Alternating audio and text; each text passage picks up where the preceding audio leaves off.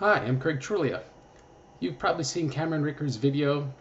If Orthodox knew this, they'd be Catholic. Well, I submit to you, if Roman Catholics knew this, they'd be Orthodox. Now, because this is a response video, if you see me responding but not making a positive case for Orthodoxy, wait till the end or look at the link below. We have 2 positive cases for Orthodoxy and Orthodox people quote mine, and also the history of the papacy in 12 minutes. And so if you want to get that positive case to see that we're not just merely responding to some other idea, but that we actually have our own, there you have it.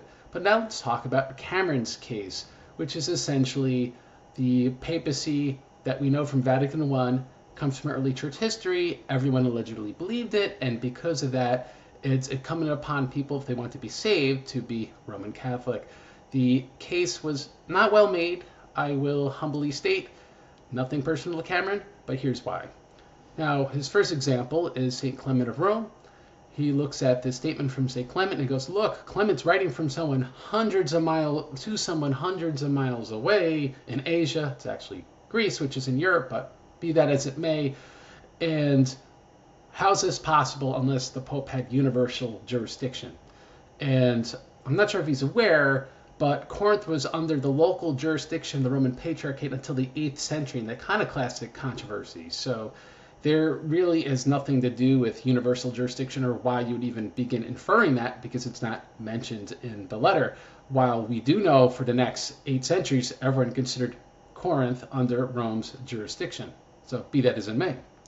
His second example is St. Irenaeus. He takes a passage from Irenaeus and he says, look, he talks about Rome having superior authority, and this must mean Vatican I. And I think that this needs a little unpacking, so bear with me. Now, the Roman Catholic translation does exist for preeminent authority, but it renders it potent principality. And if you read the footnote to the translation that Cameron's using, potent principality would mean Rome's role as a political capital. And so it would be Rome's role as a political capital that Irenaeus is appealing to in demonstrating the preservation of apostolic tradition. Now this, at first glance, seems a little strange. Let's explain why this makes sense. Think about why, in the Latin, that St. Irenaeus lists not Peter and Paul as the reason for Rome's superior tradition, right? He mentions them, but he doesn't say that is why Rome has preeminent authority or potent principality, however you choose to translate that Latin. But he says, to quote Irenaeus, that is, the faithful everywhere convene there, right? So that is why Rome has preeminent authority or potent principality, that the faithful everywhere convene there. Now, that makes sense if it's a political capital, if that's your reason, right? That is, the faithful everywhere convene there. That translation doesn't make sense. If it's preeminent authority, it's sort of an odd aside that does not make sense. And so, in any event, there is no assertion from Irenaeus that there is a Roman charism in which he's appealing to. Now, I think people have to look at within the same chapter. St. Irenaeus says that the apostolical tradition has been preserved continuously from those who exist everywhere. Everywhere, right? So think about that. If it's potent principality, meaning it's political, it's a capital, that makes sense. He's pointing to a capital where the whole Mediterranean world is pouring into, bringing in Christian tradition, and this is the tradition. It's the Orthodox Catholic tradition that Irenaeus says exists, not that of the Gnostics. And on top of this, Irenaeus says, well, the reason why I don't get into anyone else's genealogy other than Rome's to make this point is that it's tedious, right? Why go through the whole world's genealogies when the whole world goes into Rome and that confirms the Orthodox Catholic doctrine, right? That is the point. Irenaeus thinks it's tedious to do it so otherwise.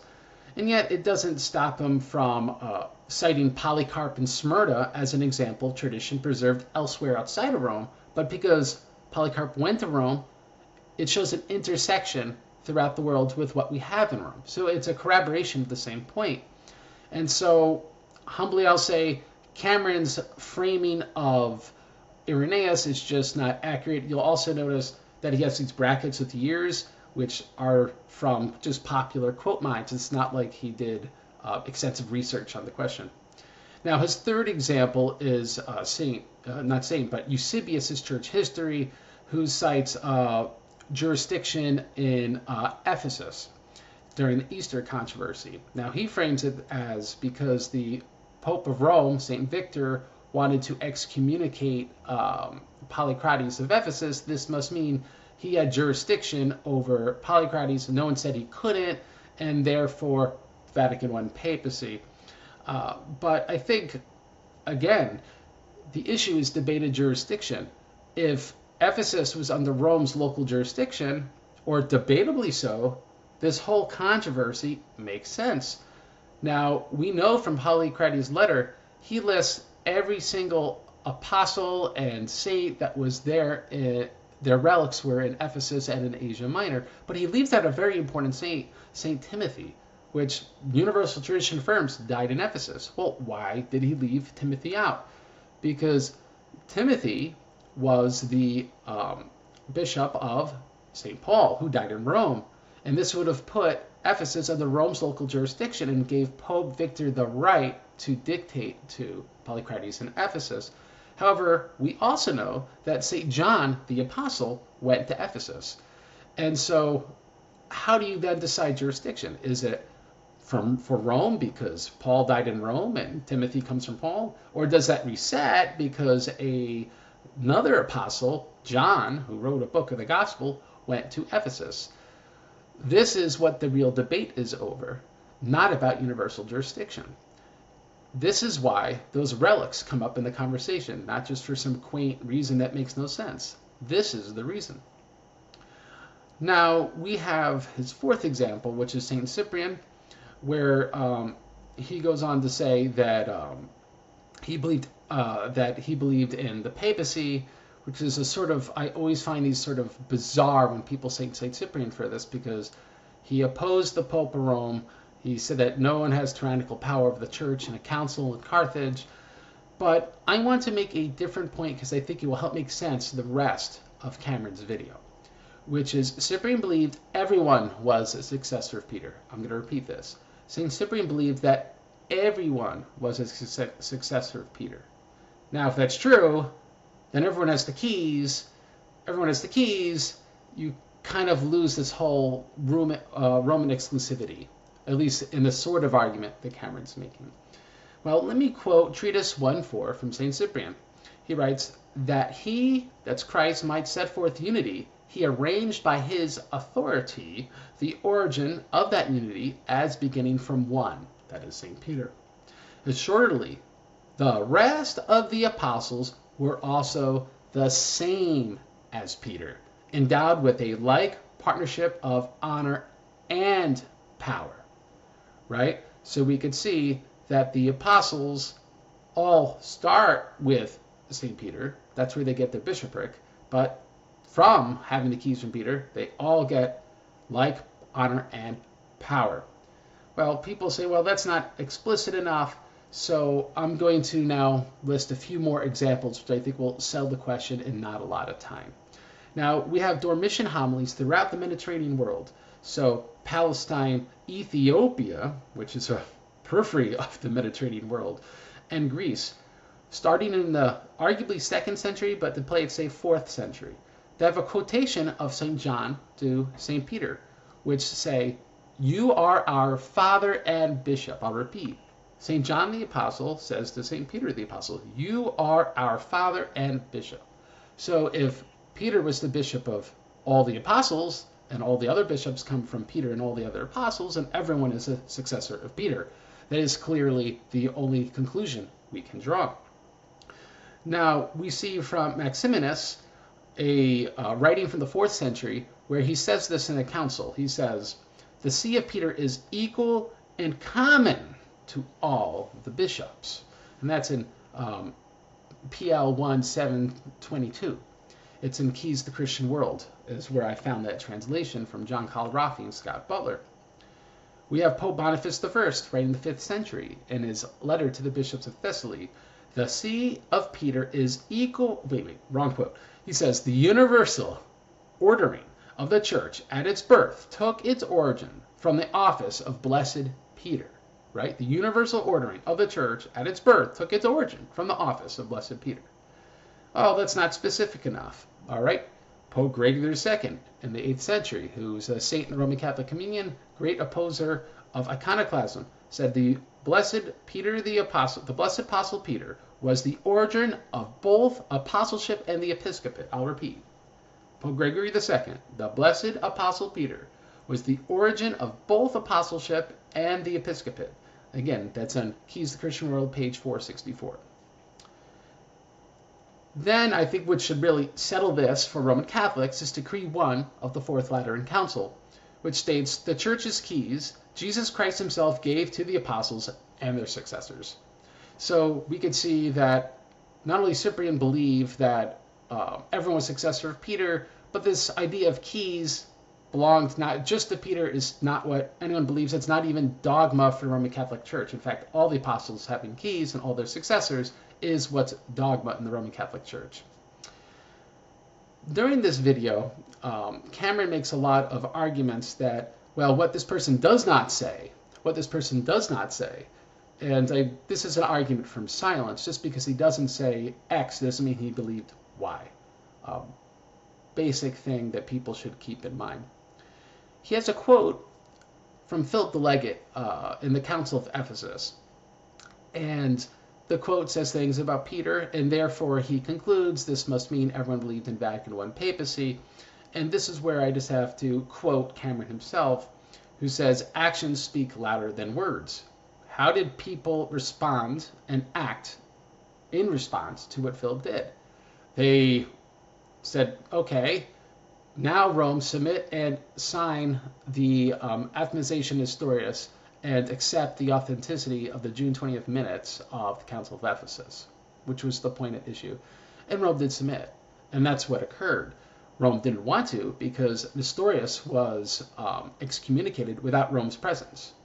And so this was a submission of Rome, not Rome having authority over the rest of the church. Those are the actions that speak louder than words that Cameron says we should look to. Now, again, now that we've already proven that all the bishops receive keys, if Philip the Legate comes there and says, Peter has keys and our bishop in Rome has keys, this is not an exclusive statement. And so the whole force that Cameron is trying to infer and then tell you proves Vatican I is removed by the fact that everyone believed all the apostles and all their successors had Peter's keys. Now, number 7, he sort of strawmans quotes that shows that the Pope, he tries to demand, where does someone say, rather, forgive me, that the Pope doesn't have supreme authority, right? We would need a quote somewhere that someone says the Pope does not have supreme authority. And for one, why would there be anyone making this claim if Rome was not making this claim? He presumes they do, but he does not have proof of this. In fact, the earliest where we start seeing proof of this is in the late 8th century, and arguably in my own peer-reviewed research argues, and has been vetted, is that these writings are even forgeries from the 9th century. They're not from the 8th century. So why would we expect to find people writing about something that Rome itself didn't write about until the 9th century? That's a good question. It's also another argument from silence, and we have plenty of examples, as we'll get into in a moment, of people not treating the Pope and saying he's not supreme, but just in other words and in other acts. Now, Cameron makes the point that early Christians disobey, dishonor, ignore, but allegedly they never deny Vatican I papacy. But he interestingly left out other things that do explicitly occur and are stated in church histories. For example, they excommunicate popes, they anathematize a pope, they deny jurisdiction to a pope denies his own jurisdiction. We have Seeing Pope Martin saying it's not within his power to appoint a new bishop of Jerusalem. There goes Vatican I, because he has no jurisdiction over Jerusalem. There's popes called the heretic. All right, so it's interesting that he leaves all those out, because those things would all mean that Vatican I is denied a millennium before it occurred, even if so implicitly, because they would have never conceived something like Vatican I would have ever existed. There is this specific definition of papal infallibility that he ends the video on. And he says, well, you can find all the examples of this mistake, that mistake, but infallibility has this very specific definition that is never violated. Now, for one, you would have to historically show that this definition even existed, that people would have even been mindful that this is what infallibility is. He just makes you presuppose upon it. And this is historically nonsensical. If it's not an idea that people understood existed, then why would we hold people to that sort of framework, which they didn't even know existed? Doesn't make sense. It's also useless epistemologically, meaning it doesn't help us understand doctrine in any way anyway, because there's no infallible list of supposedly infallible statements. How do we know what's an ex cathedra statement and what's not? There's no ex cathedra statement on that point. So it doesn't get us anywhere. So his point in saying, well, Pope Francis has done stuff, but it hasn't violated papal infallibility, whether that's true or not, I actually personally don't care. How could he actually make the statement, because he doesn't infallibly know if it's true? So it's pretty much useless to have this claim that there's infallibility under very specific criteria, and we don't even know when that ever really occurred. So, interesting. My last thing is, his video says, do research, read books. And I would say Cameron needs to do this on this question instead of reading quote mines, as do the people reading, watching and reading his screen, but watching his video. I have below a couple resources for you. Again, the video History of Papacy in 12 minutes, which sums up in 12 minutes the entirety of my book, The Rise and Fall of the Papacy. So if you want all the receipts and all the details, I would say you're going to want Rise and Fall of the Papacy. There's also, for those who want to do considerably less reading, an Orthodox papal quote mine, which is not going to definitively prove the Orthodox case any more than a papal quote mine proves a papal case. What it does show is that there's this whole other world that you would not be privy to if you're only reading papal quote mines. And so it gives you a perspective of, wait, if there's this whole other way of talking about St. Peter, of talking about the Church of Rome, understanding ecclesiology, then are the papal quote mines and this Orthodox quote mine in opposition, or are they reconcilable? And that's how I'll end this video. We can't reconcile them with the papalist view of things, that Vatican I view of things that Cameron is expounding. But we could reconcile the papal statements with the Orthodox view of things, because the Pope of Rome would have been the authority in the Roman Patriarchate, which was rather large, stretching from Greece all the way to Spain and all of Western North Africa. And this would have been considerable authority. He would have been a considerable synodal head during a council. But what he wasn't was someone who had universal authority, someone who had direct jurisdiction throughout the Christian world, someone who had infallibility, someone who could make dogmatic statements that didn't require the consent of an ecumenical council. Those things would not be proved out by that. And that's why, if you look at the papal quote mines, they can never make the case from those quotes, because those papalist ideas didn't exist. But understand them within the framework of conciliarity, a consensus-based ecclesiology.